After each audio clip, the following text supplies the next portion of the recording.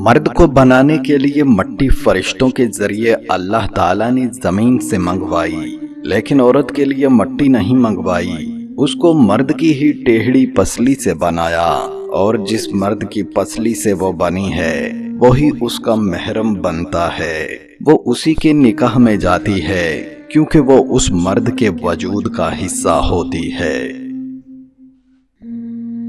3 چیزیں کبھی واپس نہیں آتی: بولے گئے الفاظ، گزرا ہوا وقت اور ٹوٹا ہوا بھروسہ۔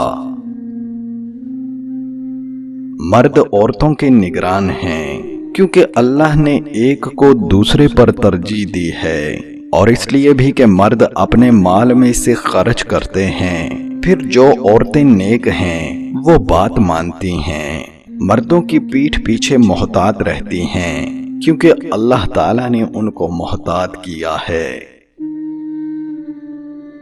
محبت میں لاڈ اٹھائے جاتے ہیں، یقین نہیں آتا تو سورۃ الضحیٰ کی تلاوت کر لیں۔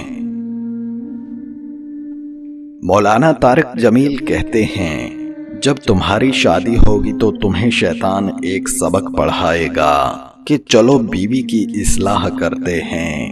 یاد رکھو، بیوی کی اصلاح نہیں کی جاتی، اس سے عشق کیا جاتا ہے، اور عشق سے ہر قسم کی اصلاح ہو جاتی ہے۔ تم فتووں سے گھر چلاؤ گے تو اپنا گھر برباد کرو گے، محبت سے گھر چلاؤ گے تو ہمیشہ آباد رہے گا۔ اگر بیوی کسی جائز وجہ سے ناراض ہوتی ہے، یہ آپ کی غلطی ہے، تو بیوی کو راضی کر لینے میں کوئی برائی نہیں، بلکہ یہ آپ کی اعلیٰ ظرفی ہوگی۔ راضی کرنے سے آپ کی عزت میں ذرا برابر بھی کمی نہیں آئے گی، بلکہ بیوی کی نظر میں آپ کی عزت مزید بڑھ جائے گی۔ لقمان حکیم کہتے ہیں، عورت کے بارے میں مشہور ہے، عورت راز نہیں رکھ سکتی، لیکن حقیقت یہ ہے اگر عورت کو راز رکھنا نہ آتا تو کوئی مرد سر اٹھا کر نہ جی سکتا۔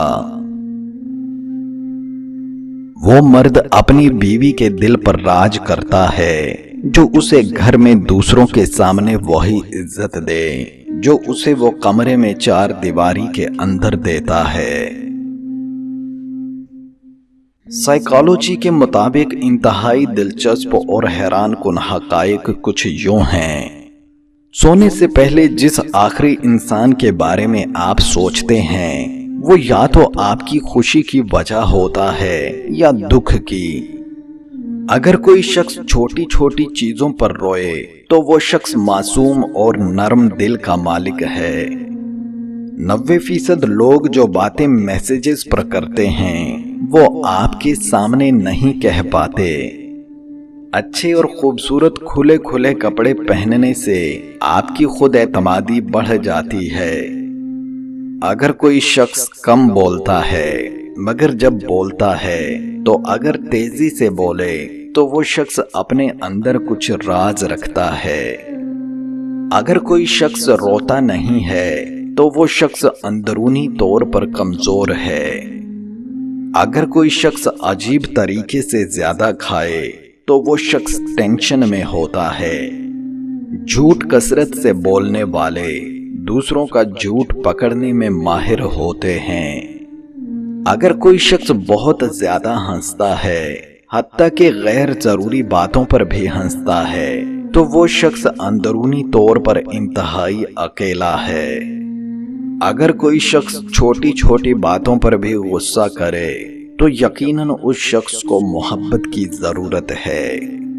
اگر کوئی شخص چھوٹی چھوٹی چیزوں پر روئے تو وہ شخص معصوم اور نرم دل کا مالک ہے۔ ایک عورت شادی سے پہلے خوبصورت جسم کے ساتھ نکاح کے کنٹریکٹ ڈاکومنٹ کے ذریعے اپنا خوبصورت جسم ہمارے حوالے کر دیتی ہے، اور پھر وہ اپنی کوکھ میں ہمارے بچے کو 9 ماہ تک پالتی ہے، درد سہتی ہے، اور اس سے ہماری نسل پروان چڑھتی ہے۔ پھر اس کی کوکھ پر جھریاں پڑتی ہیں، اس کا سڈول جسم خوبصورتی کھو دیتا ہے، اور ہم اسے ناپسند کرنے لگتے ہیں۔ آخر کیوں؟ ایک انسان ہم سے زندگی شروع کر کے ہم پر ہی ختم کر دیتا ہے، کیا اس کا دل نہیں ہوتا؟ کیا ہم لوگ تھوڑے سے لاڈ بھی نہیں اٹھا سکتے ان کے؟ چھوٹی چھوٹی خوشیوں پر جھومنے والیوں کو ہم ترسا دیتے ہیں، مسکرانے پر بھی پابندی لگا بیٹھتے ہیں۔ خدا را قدر کیا کریں اللہ کی ان رحمتوں کی، وہ چاہے کسی بھی روپ میں ہو، ماں، بہن، بیوی، بیٹی، ان کی عزت کیا کریں، کسی دوسرے کی سمجھ کر نہیں، اپنی سمجھ کر۔ سارا دن ایک دوسرے سے لڑائی کے بعد رات کو ایک ہی مورچے میں آرام کرنے والے بااصول جنگجوؤں کو اردو میں میاں بیوی کہتے ہیں۔ جب بھی کوئی آدمی عورت سے دوستی کا دعویٰ کرتا ہے تو اس کے دل کے کسی کونے میں اس کے ساتھ سونے کی خواہش چھپی ہوتی ہے، کوئی مانے یا نہ مانے۔ سونے سے پہلے اپنی بیوی کے ساتھ عشقیہ گفتگو لازمی کریں، اس سے بیوی نفسیاتی طور پر ہمیشہ پرسکون رہے گی۔